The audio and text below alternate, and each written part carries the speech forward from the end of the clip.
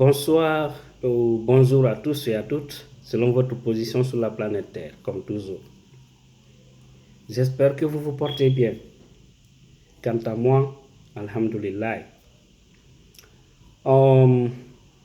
Cette vidéo que je vous offre aujourd'hui s'adresse à la jeunesse guinéenne en particulier et en général à la jeunesse africaine. Et c'est par rapport à tout ce qui se passe en Libye. La Libye qui est devenue aujourd'hui le pays où on vend des êtres humains. Comme si nous étions, c'est-à-dire à l'Antiquité, au moment de la traite des Noirs, au moment de l'esclavage. Et cela se passe au vu et au su de tous les dirigeants africains. Au fait, je suis très révolté. Je suis dans l'embryon, là où je vous parle.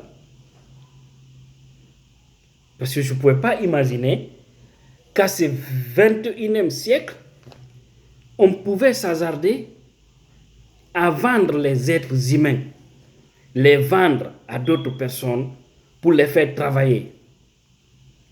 Et tous ces jeunes qui ont quitté les différents pays d'Afrique, le Mali, le Sénégal, la Guinée, l'Érythrée, la Somalie, Éthiopie, etc., pour chercher à joindre l'Occident, tout cela n'est pas fortuit. Pourquoi les gens, la jeunesse aujourd'hui, qui vit du désespoir en Afrique, veut rejoindre l'Occident? C'est parce qu'elle estime que rien ne va dans les différents pays africains.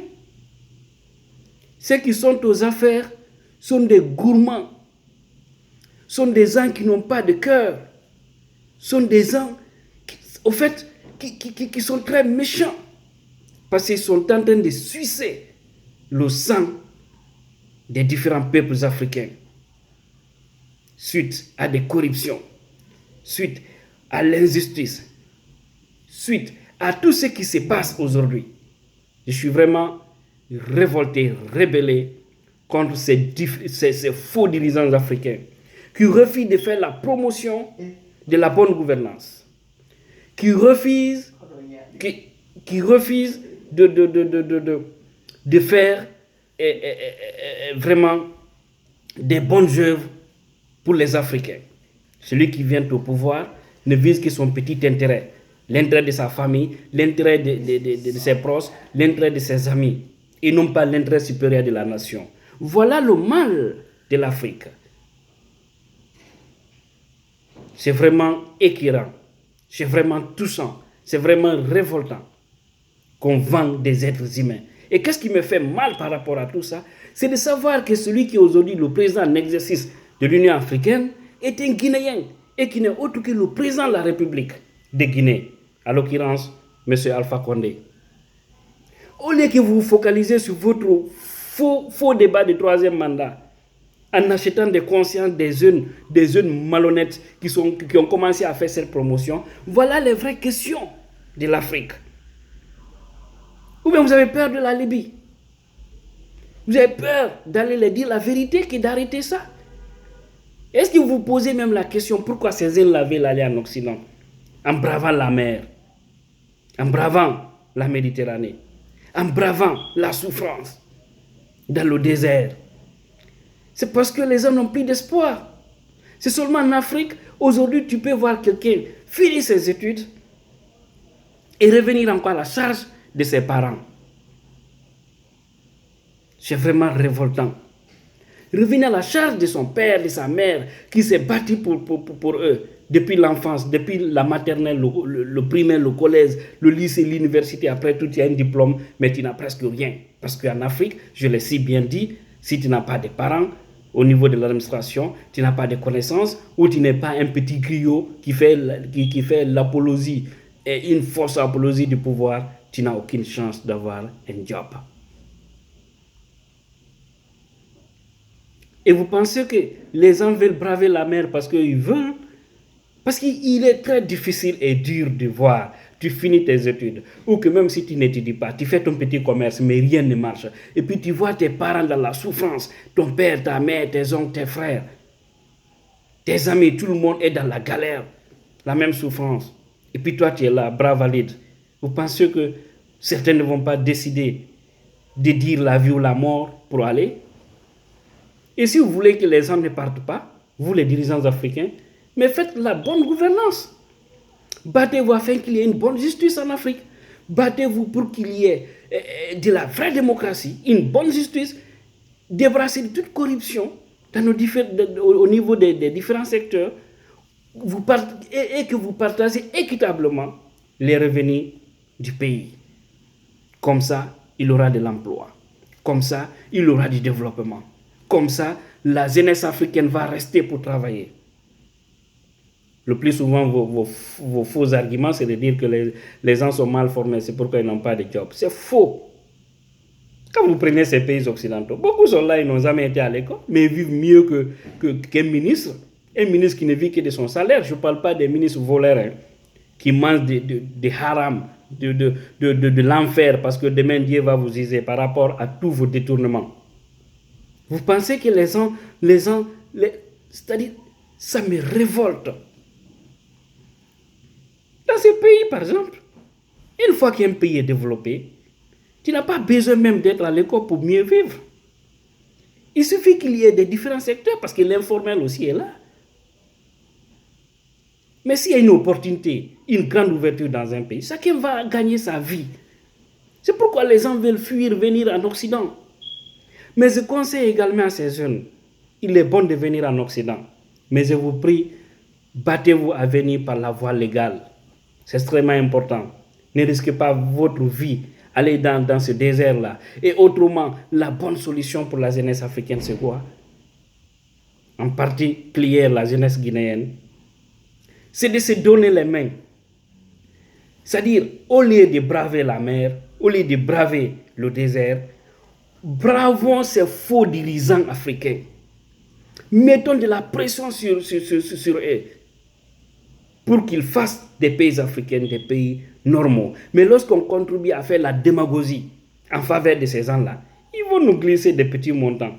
5 000 francs CFA ou 50 000 francs guinéens, 500 000 1 million. Eh bien, on pense que notre vie est faite. Mais au-delà de tout, rien. Parce qu'ils vont continuer à s'enrichir et nous allons continuer à vivre dans la merde. Donc, unissons nos forces, mettons de la pression sur les dirigeants africains pour qu'ils soient justes et honnêtes. Et combattons toutes ces institutions pourries, ces institutions qui font la promotion des chefs d'État négatifs, parce qu'ils ne finissent pas en Afrique. Des chefs d'État qui sont là, qui n'ont rien foutu au niveau de leur premier mandat, au lieu de deuxième mandat. Hein? Ils cherchent encore un troisième mandat, ou d'autres d'ailleurs sont à leur cinquième, sixième mandat, hein? Ou d'autres ont fait plus de 30 ans au pouvoir. Et vous voyez certains frères africains soutenir ces personnes pareilles pour qu'ils s'éternisent au pouvoir en appauvrissant la population. Vous pensez comme ça peut aller?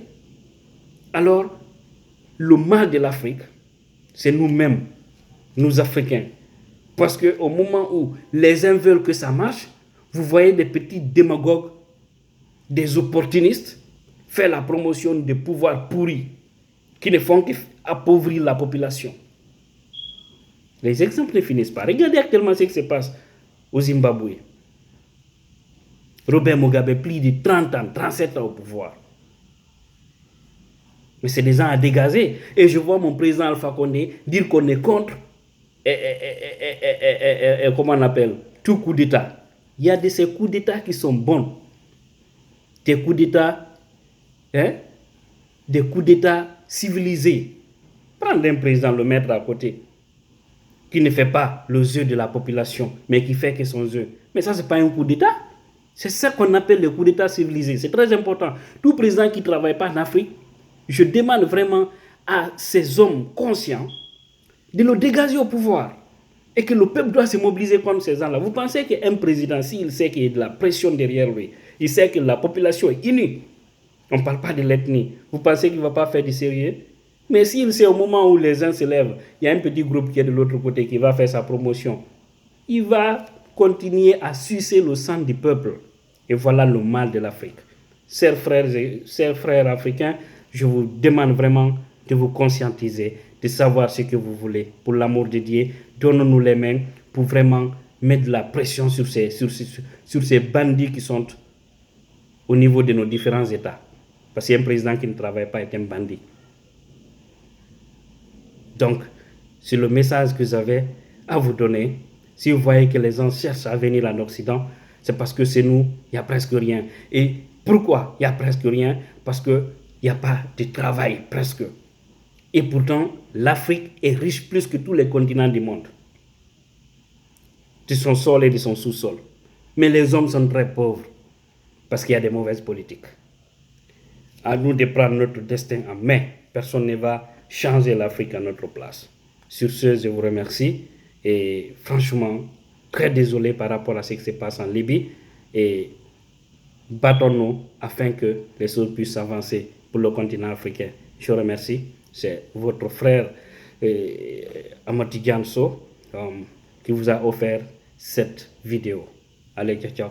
Portez-vous bien.